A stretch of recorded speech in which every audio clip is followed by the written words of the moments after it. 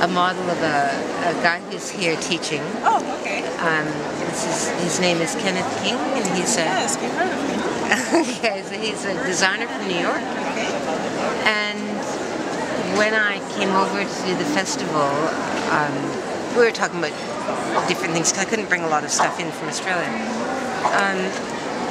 We were talking about different options of who to make and so on and so forth. And people involved in the show suggested that I choose somebody who was here, which made perfect sense. And then they fired me an email with a photograph of this guy. And I just thought he's wonderful, he's flamboyant, he's here, all the rest of it.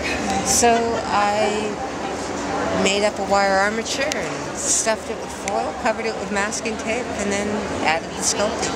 Okay, so the process is when after you have your subject, if it's not yourself, someone else, Yep. or something else, Yep. you start with, what did you say, wire or? I start with wire. I make a aluminum wire so it's nice and flexible to make a little armature. And then because I'm cheap, I stuff it with foil to stretch it out a little bit. I'm cheap. Well, because it's not good to do it the other way. Oh, yeah. Let's be honest about it, I am cheap. Cover it with foil, and it also makes it sort of nice and light. And then you go over it with masking tape just to secure it, and the clay stays on it better. Okay. And I just start molding. I always start with the body, back of the head but no face. Okay. And then add the face when I'm sort of sure of my dimensions. And then he begins. And what about this piece here? This piece, this is my mother. Okay. This is an old doll. So obviously I knew her face pretty well.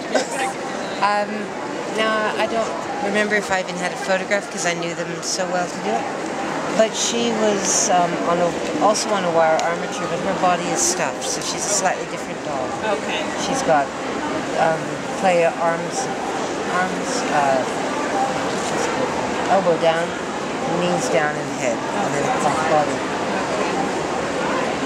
I do a lot of sculpture of portraits for people, and either you'd sit in front of me and I'd start sculpting you, or I'd do it from photographs. And the process is the same. The portraits take a little longer, obviously, because especially when you're doing yourself, you sort of know who you are. So which is why I do mini-me's with people as a first sculpting thing, even though it's quite a difficult thing to do. They know the subject, so it's not like saying, well, we're all going to sculpt St. Bernards today, because some of us may not have a great affinity with them. So do what you know. Have you ever come across, because you said you work with children and you have them do themselves. Yes. Have you ever come across a child that was relatively resistant and it's very clear that they had something inside of them that it was coming out? Oh, absolutely. And how did you deal with that, and how would you suggest another art teacher, an art therapist? Gently. I'm sorry? Gently. Okay. Gently. Sometimes kids will say, I can't do it, I don't want to do it. The more I can't than I don't want to. Or, I want to be bigger or thinner or fatter or whatever it might be. I use mirrors in class so they're looking at themselves, and all I'm asking them to look at are the really obvious, where your eyes are placed, where your nose is, not even the shapes of them when they start. And because these things start looking unbelievably alien and then develop into this character, the child almost falls in love with this little mini-me, which ultimately helps them with themselves.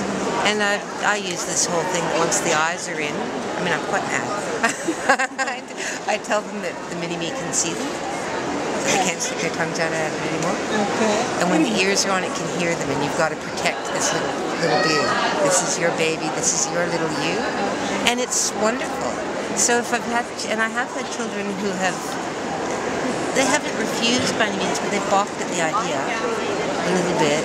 I actually just stay close to them and help them and just say, this is really cool. What you're doing is good. Looks just like you. I spend quite a lot of time saying you're really good looking. Love your smile. You find the good bits, because we all need to hear that stuff, you know, whether you're this big or not. So, yeah, and I guess that's what I'd say to other people too. Be kind. It's all anybody really needs. So. And as lastly, but important as well, as a person of all culture, all ages, and everything, why do you believe that being able to express themselves is important? Because it lets you be you. Yeah. I mean, I don't think it matters who you are, where you come from, what age you are. You see people who, for whatever reason, aren't creating anything, whether it's writing a story or acting on a stage or painting something, but they're not doing anything. They're maybe going to work in a very restrictive job, coming home. And you sort of watch people crumble. And I know for myself, I've been through different stages, and we all have them different stages in my life where there hasn't been time, or haven't been able to make time to be a bit freer with creativity. And I feel really flat and trapped. And I suspect other people do as well. I've never really asked anybody that, but it's just important. Is there anything else you want to add? No, just have fun. Okay. Yeah.